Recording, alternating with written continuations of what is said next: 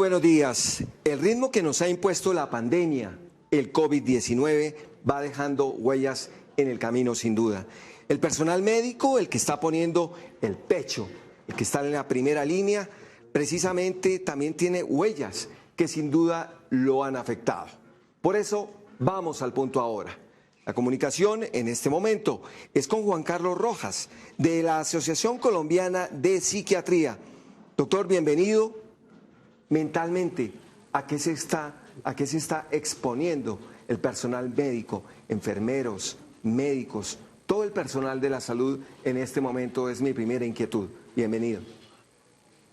Gracias por la invitación, Juan Carlos.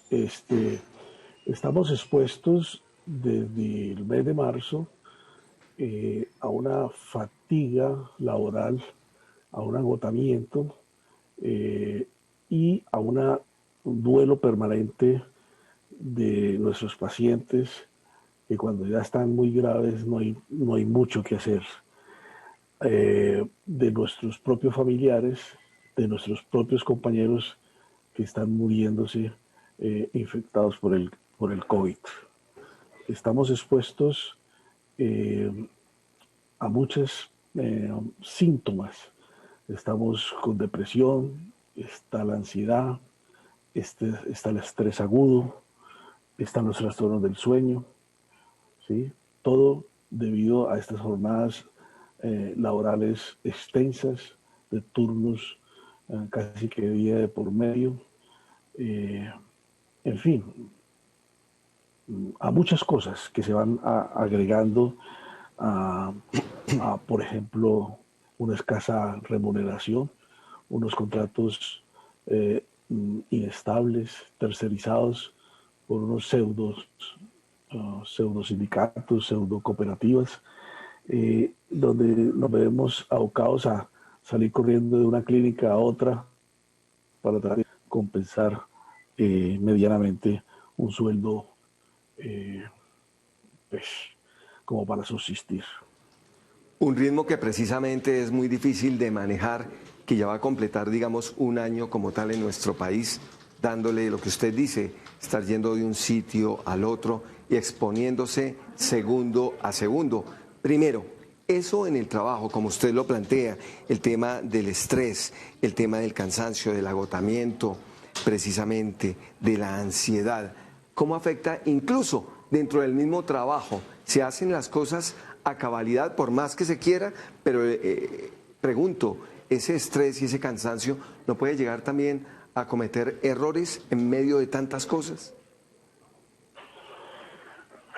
Mire, más los errores como seres humanos y profesionales lo podemos cometer con pandemia o sin pandemia. Obviamente, si estamos bajo un estrés mayúsculo, pues seguramente hay más propensión para eso.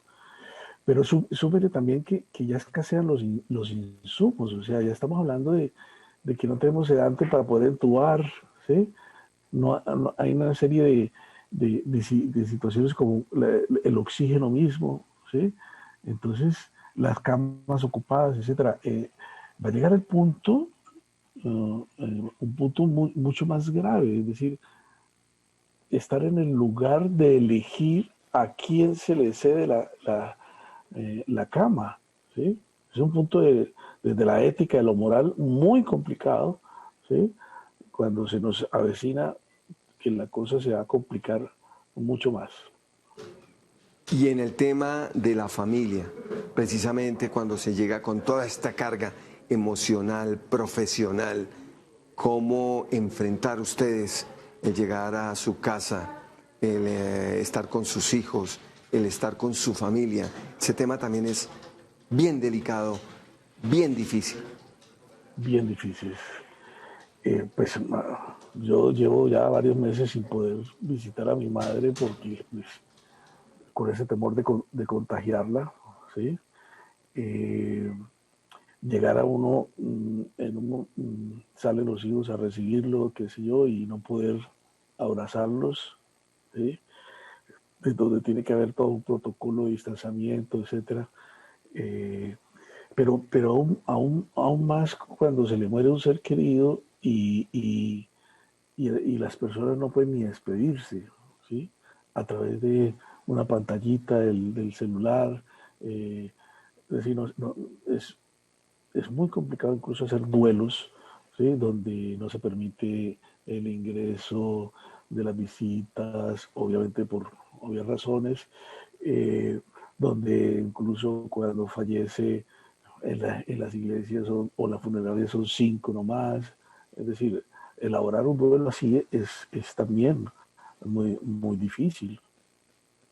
Y desde el punto de vista psiquiátrico, precisamente, la rama que usted maneja, dentro de muchas, seguramente, ¿cómo? ¿Cómo preparar, digamos, se lo digo desde acá, el corazón, mi mente, para poder enfrentar esa situación tan difícil? Y ustedes, como profesionales, me imagino cuántas veces han salido lágrimas viendo la impotencia o sintiéndose impotentes ante la posibilidad de generar vida. Pues mira, el- hay unas herramientas, ¿cierto? Del autocuidado, de, de la solidaridad. Cuando uno logra en esta misión, en esta vocación del médico, de, de- de pensar en el otro, de trascender su propio narcisismo y, y estar más atento del otro, pues eso es regocijante, eso de todas maneras lo acompaña a uno en darle un sentido de vida, ¿sí? Es decir, también hay digamos, um, recursos que nos da la misma profesión, ¿sí? En la cual pues con los colegas, con los compañeros, con el personal médico el que está al lado, siempre pues conversando, siempre escuchándonos, siempre como un equipo. eh, y la familia que nos espera, la familia también atenta, sabiendo y respetando esa vocación, esa profesión, pues eso también nos ha ayudado mucho. Nos duele muchísimo cuando um, al principio, yo creo que los primeros meses nos agredían, ¿no? Médicos que vivían en un apartamento, entonces los otros apartamentos mandaban noticias por debajo de la puerta donde que no fuéramos, de que saliéramos, que nos pudieran contagiar, donde no nos dejaban subir en los buses a las enfermeras, es decir, había agresión, ¿sí? Verbal y directa, pues, no comprender la labor que estábamos haciendo, sino generábamos el temor de contagiarlos. Eso nos dolía mucho. Como también hemos visto, hemos visto solidaridad con respecto a las personas y la hemos visto desde personas que uno no creería que fueran. Yo creo que aquí, por lo menos en Cali, la, las barras bravas digámoslo así, de nuestro gran equipo del América, fueron los primeros que fueron a los centros de salud con sus tambores, alentándonos, ¿sí? Era, digamos, de llorar, pues era de increíble, guardando ellos su distancia con tapabocas, etcétera. Y a esos mismos que se le han señalado, se le han estigmatizado como desadaptados, eran los primeros que pensaban en nosotros, en darnos ánimo y darnos la importancia.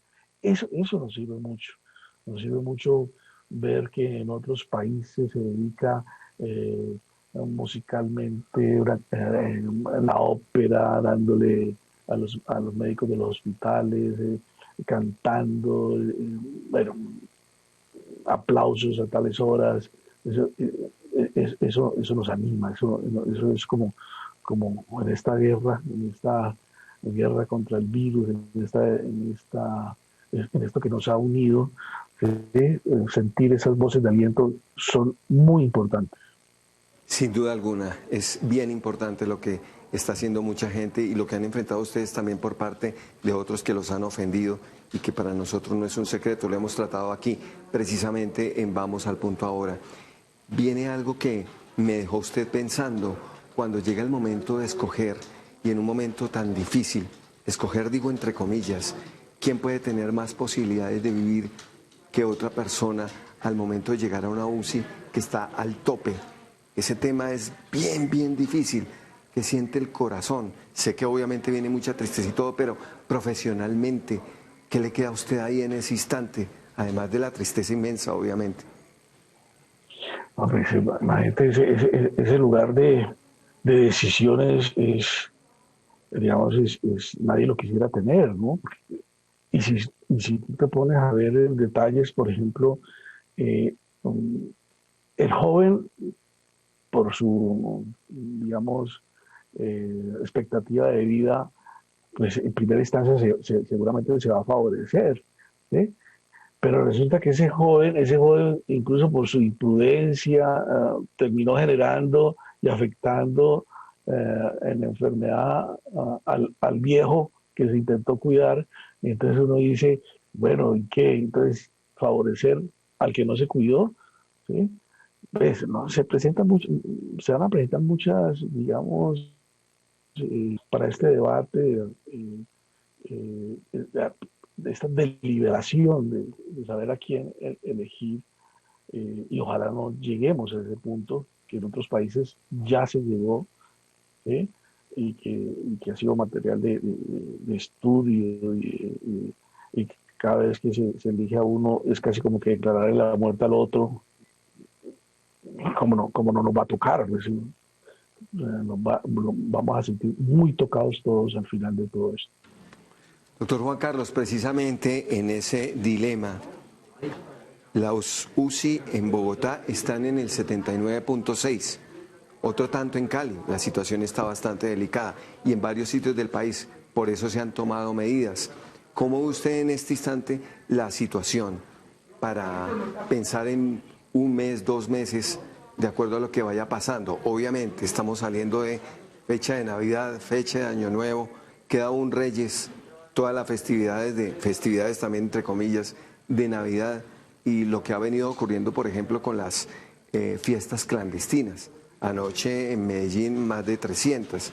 Entonces la situación es muy delicada en ese sentido. ¿Cómo ve usted estos próximos meses para enfrentarlos en este momento tan delicado por la pandemia? Empezando, que yo le agregaría, Juan Carlos, al tema, es que ya pesimistamente pienso que ya la gente no va a querer confinarse, como se hizo a los 3 primeros meses. No se va a querer confinar porque la situación económica es muy, muy grave, ¿sí? Y las tales promesas y los tales subsidios, eso se terminaron en mercaditos que ya pues pasaron. O sea, cerrar el comercio ahora, cerrar la posibilidad de la informalidad, eso es un imposible. Confinarse cuando uno vive en un lugar privilegiado donde hay habitaciones y para huéspedes, etcétera, salas y varios espacios, es muy fácil, pero confinarse en una casa de inquilinato, en una pieza donde vive toda la familia entera, pero que resulta que cuando trabajan, pues permanece desocupada, pero confinados en esa misma habitación, eso debe ser muy angustiante. Mínimamente querrán salir, ¿sí? La convivencia es muy difícil, ¿sí? Yo pensaría que esa desobediencia que estamos viendo no es una desobediencia simplemente porque no han entendido el tema. Dice, pero no, pero si les ha tocado que sobrevivir día a día, ¿sí? Si digamos que los estados de miseria, de pobreza grave, se han tenido, antes de la pandemia, les han tocado que vivirse casi que si no me la rebusco, no como y luego me muero, o sea, es de sobrevivencia. Y llegó una pandemia y nos generalizó el asunto, pues ellos han estado en esa lucha desde el principio. ¿Sí? Entonces, ¿cómo decirle, no, ahora a la casa, ahorita a las bravas, al toque de queda, etcétera? Entonces, eso es muy complicado porque eso nos ha develado el país, nos han, digamos, desnudado el país, lo mal que estamos. ¿Sí? Eso no lo podemos tapar. Doctor Juan Carlos, pero precisamente vienen 14 días que se iniciaron en el día de hoy en Bogotá. 2.600.000 personas confinadas en Engativá, en Suba y en Usaquén. Mentalmente, desde su óptica, y ya me paso al otro lado, al de aquellos que no están en el sector médico, sino que están enfrentando la situación así como usted la ha planteado. ¿Cómo se debe, si es que hay alguna manera lógica de lograr esa convivencia de la que usted tanto habla, de estar en la casa, de estar todos ahí metidos, de no poder salir, de no poder ver otras cosas? Esto por 14 días y lo que puede venir de aquí en adelante en el caso de la capital colombiana. Yo creería, Juan Carlos, estamos a tiempo de escuchar a las comunidades, a los grupos pequeños, a los barrios, de escuchar cómo sería para ellos la mejor solución de un confinamiento. ¿Sí? ¿A qué se les ocurre a ellos? Porque es que lo que les ha llegado a ellos es un trabajo policial, ¿sí? De un decreto, ¿sí? Pero no hemos escuchado directamente de estos grupos comunitarios. En todo grupo hay un líder comunitario, se reúnen, digamos, ellos activamente están pensando en cómo dar el asunto, es meternos con ellos a ver cómo solucionamos el asunto. Este barrio, cómo propone que puede ser el confinamiento, cómo nos vamos a cuidar, ¿sí? No, eso yo nunca lo he oído, pues. Yo he oído es que se decreta, se ordena, se confina de tales a tales horas. Eso marcial en nuestro país no sirve ya. Eso ya ha perdido la credibilidad. Si usted sabe, Juan Carlos, que hay barrios que incluso la policía no puede entrar, ¿sí? Tienen que pedirle permiso a ciertos grupos, incluso delincuenciales, en ciertos barrios muy deprivados de todo, ¿sí? Entonces, y esto no es un problema de la pandemia, ¿ves? Juan Carlos, sin embargo, haciendo también un poco de abogado del diablo, hay mucha gente que definitivamente no entiende. Y usted sale a la calle y ve que mientras usted anda con el tapaboca, procura tener toda la distancia, si está andando en la calle, hay otra que anda como si nada, fumando, sin tapaboca, andando en grupos. Entonces también es muy difícil así. Es un poco el equilibrio entre las dos, aunque me llama mucho la atención el tema de escuchar la gente y hablar con la gente en sus sectores. Sí. Sí, Juan Carlos, yo cuando veo aquí en Cali también hubo esa fiesta de música electrónica, 300 pelados, y no nos podemos olvidar que cuando uno tenía esa edad, se creía inmortal, uno con esa edad, hablar de la muerte, decir, eso es muy distante, eso no está en su psiquismo, están llenos de vida y eso, digamos, ningún virus lo va a afectar, ¿sí? Entonces, ¿cómo abordar el adolescente, cómo abordar ese joven que, que normalmente que está convencido de cierta inmortalidad, ¿sí? Para que pudiera comprender el asunto, ¿sí? Sí, a mí no me pasa nada, yo puedo pasar por aquí, estar no sé qué, yo tengo uh, mis defensas, qué sé yo. Eso sumado a otras cosas de que ha pasado mundialmente, que son estas teorías conspirativas, ¿sí? En términos de que las personas piensan que, que eso es una mentira, ¿sí? Que, que eso es una jugada más del gobierno, ha perdido toda la credibilidad del mundo y tienen de dónde cogerse, el país más corrupto del mundo. Es decir, no pasamos de ser el país más violento al más corrupto, al más desigual, ¿sí? Y resulta que sale el presidente a decir, no, que es que están mal informados. ¿sí? Que el mundo está mal informado, porque no, son manifestaciones de eso. Es decir, yo no creo lo que me está diciendo ese presidente o ese gobierno o ese ministro, qué sé yo. ¿Sí ves? No creo, entonces yo salgo porque eso es una cosa inventada, etcétera.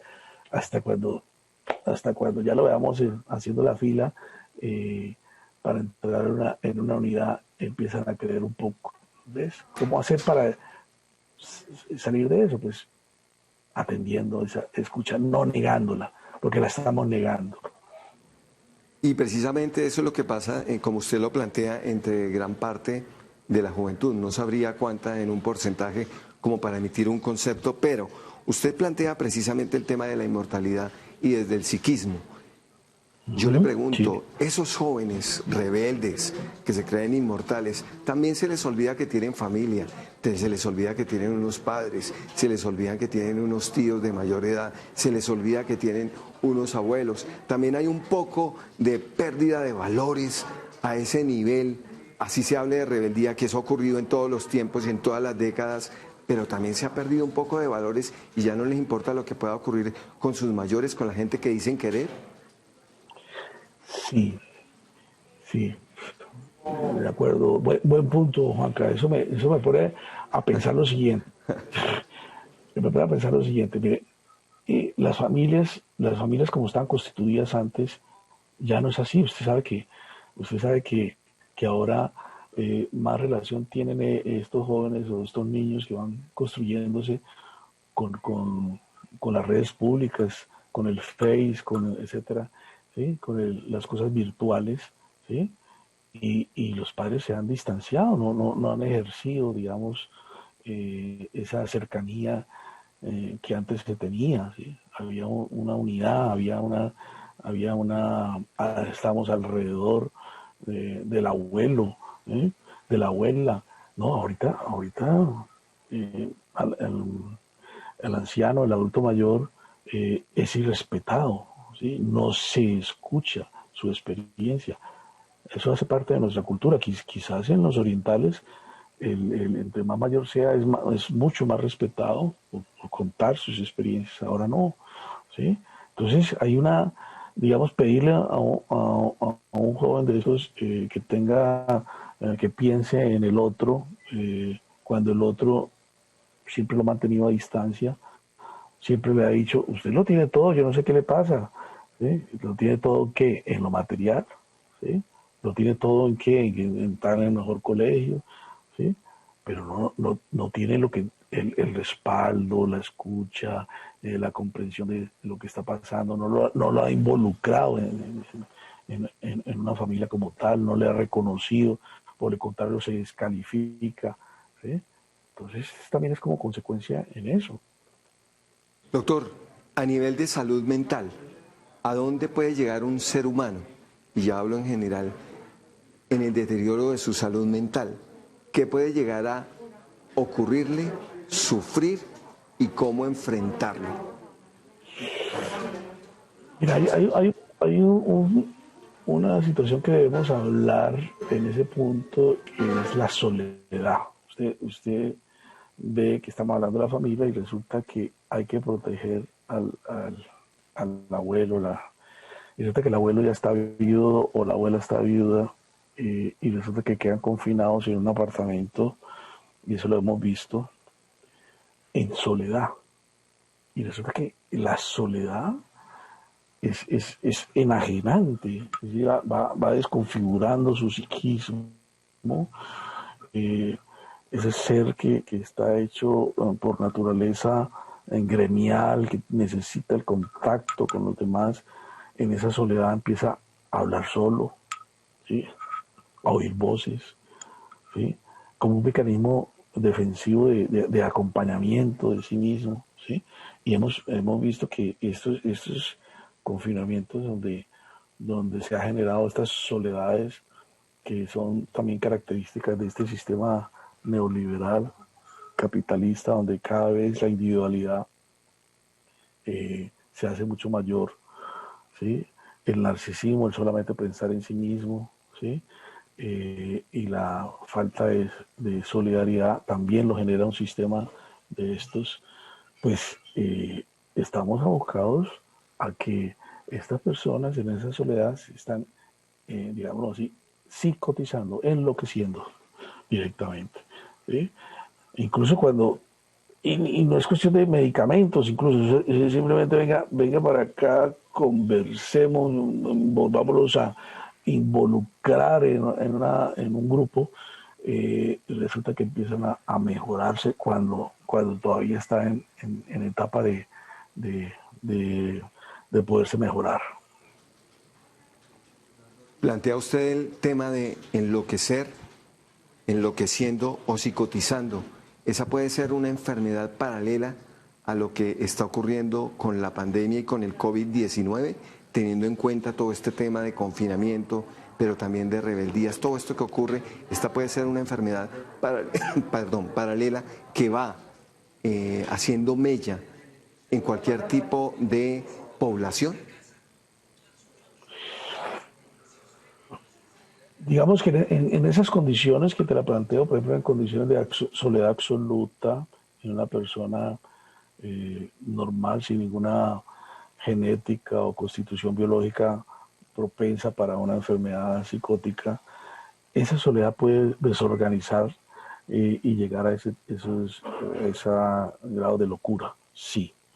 Eh, pero digamos que también ese temor a morir en muchas personas que uno en un momento determinado le dice, no, pero escoge, camina en el parque en horas que no esté tan concurrido y eso te va a hacer bien. Dice, no, no, está casi que metido debajo de la cama en un temor absoluto de salir, de tomar un aire, etcétera. Pues eso también lo hemos visto que está afectando muchísimo, ¿sí? En personas absolutamente normales que no estaban propensas a esto. Ahora, pues nuestros pacientes psicóticos, nuestros pacientes que, que, que deambulan por la calle porque están delirando, porque pues, tienen una enfermedad de base, pues no se cuidan, etcétera. Eh, Hay que hospitalizarlos y nuestras salas en los hospitales psiquiátricos están llenas de COVID y están afectando a los psiquiatras, pero por ejemplo, para el ministerio le parecía que no, que los psiquiatras no estaban en primera línea. ¿Sí? Entonces, como la sumatoria de muchas cosas, ¿no? Es el paciente que por sí, por ejemplo, si hablamos de un porcentaje, el 1% de la población en cualquier sociedad, de cualquier sistema, generalmente está el paciente esquizofrénico, el que hablamos de psicótico o lo hablamos como el que se enloquece, que delira y alucina. ¿Sí? Ese porcentaje se ha mantenido. Ese paciente pues está haciendo lo que siempre hace, o sea, no, en su delirio interpreta otras cosas de lo que se está viviendo.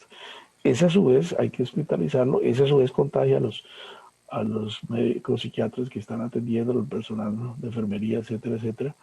Y empezamos a ver al otro, en el otro lado, que es donde te dirige tu pregunta, el que no ha tenido ninguna enfermedad mental y sin embargo está desorganizando en pánicos, en angustias severas, en, en psicosis, en depresiones profundas, en estrés, y ya a esta altura podemos hablar de postraumático crónico, porque esta es una idea que ya llevamos, como dices tú, al principio, vamos para un año, vamos a completar tranquilamente el año y va a pasar del año. ¿Sí? Entonces, la consulta de nosotros no dan abasto. Ojo con la soledad y el temor a morir, plantea usted muy atinadamente. Sí. Y vuelve a la primera línea de trabajo, los que están poniendo el pecho, ustedes, el personal médico. Hay mucha gente que se ha arrepentido, que lo ha manifestado, arrepentido ya de estar ejerciendo, y cuando digo arrepentido es el temor, y eso los ha llevado incluso a renunciar, a dejar de lado lo que están haciendo, simplemente por eso, por el temor a morir, por el temor a irse, por el temor a caer en la enfermedad, por estar primero en esa línea, digamos, de vida, que muchas veces es línea de muerte, línea de COVID. Te refieres al personal médico, al personal de Sí, salud. al personal médico y la gente que ha renunciado, que se conoce también mucha gente que ha renunciado, porque simplemente, pues, humanamente no han aguantado la carga y les ha quedado difícil. Eso también es obvio, somos humanos. Claro, claro, claro, correcto, correcto. Y la familia misma lo ha solicitado, Y la ¿sí? familia lo ha Eh, solicitado, sí, señor. y, y- pero también por otras razones, mira, y te lo planteaba ayer en otra entrevista, que era el jefe de talento humano, el gerente de la clínica, desconoce las restricciones o las consideraciones que da el médico especialista de salud ocupacional, el médico laboral, que dice, este médico que tiene un sobrepeso, que además es diabético y que es hipertenso, ¿sí? No se le puede poner a trabajar directamente en un área con los pacientes, debe atender sus pacientes por teleconsulta. No, aquí necesitamos personal y caso omiso de eso, a trabajar. Entonces ese médico se ve abocado a renunciar, porque este gerente, este jefe de recursos humanos, desatendió esas medidas. ¿Sí? Que si se hubieran atendido, por obvias razones, por comorbilidades, porque hay alto riesgo, porque es que si se contagia, pues va, pues pónganlo a trabajar de otra manera, ¿sí? Que se puede. ¿Sí? No se ha cumplido eso. Yo creería que el gran volumen de los médicos, que no sé qué cifra será, pero de los que renuncian es por eso, ¿sí? Es por ese pequeño detalle. El pequeño detalle. Doctor Juan Carlos Rojas, de la Asociación Colombiana de Psiquiatría, muchas gracias por estas luces, por estos argumentos, por este panorama que nos ha entregado precisamente frente a la salud mental, que va muy ligada con lo que está ocurriendo en medio de la pandemia y a cómo podemos y debemos reaccionar frente al COVID-19 y lo que puede generar no solamente en nuestros trabajos, sino a nivel familiar. Doctor, muchas gracias por su atención.